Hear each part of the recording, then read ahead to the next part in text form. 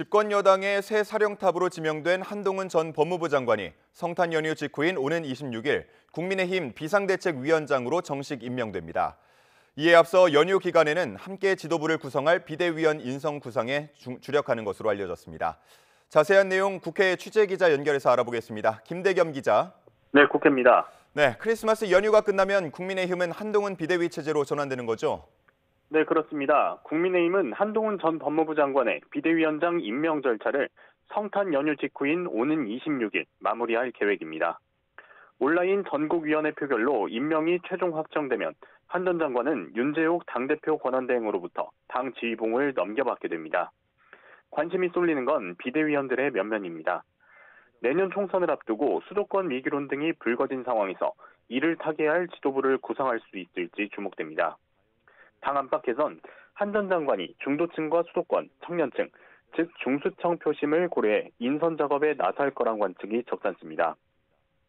덩달아 보수정당 비대위의 대표적 성공 사례로 꼽히는 지난 2011년 박근혜 비대위의 공식을 따를 거란 전망도 나오고 있습니다. 당시 박근혜 비대위는 김종인, 이준석 등 새 인물을 대거 등용해 당의 새 바람을 일으켰다는 평가를 받았습니다.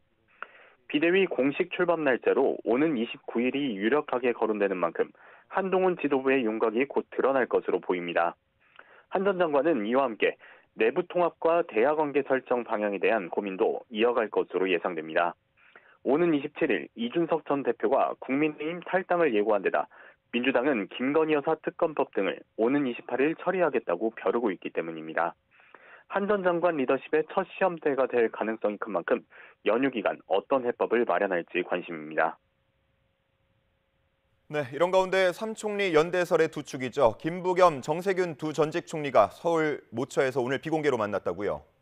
네, 김부겸, 정세균 전 총리는 오늘 서울 모처에서 조찬을 겸해 회동한 것으로 확인됐습니다. 이 자리에선 최근 당내 분열 상황과 공천 심사 과정에서 불거진 계파 갈등 양상에 대한 여러 우려 섞인 이야기가 오간 것으로 전해졌습니다. 정세균 전 총리는 오늘 오후 6시 성탄 전야제 행사에서 이낙연 전 대표와도 만날 예정이라 어떤 대화가 오갈지 관심이 쏠리고 있습니다. 이런 가운데 이재명 대표도 오는 28일 정세균 전 총리와 만납니다. 당내 비주류 의원 모임인 원칙과 상식과 소통 창구를 열어두며 이낙연 전 대표와의 회동 역시 계속 추진 중인 것으로 알려졌는데요. 하지만 이낙연 전 대표와 당내 비주류 의원 모임은 이 대표의 사퇴를 전제로 한 지도체제 변화를 계속 압박하고 있습니다. 양측의 간극이 큰 만큼 접점을 찾는 게 쉽지 않을 거란 관측이 적잖습니다. 이재명 대표는 다음 달 1일과 2일엔 지도부와 함께 고 노무현 전 대통령 부인 권양숙 여사와 문재인 전 대통령 내일을 잇따라 예방하며 통합 행보를 이어가겠다는 계획입니다. 지금까지 국회에서 전해드렸습니다.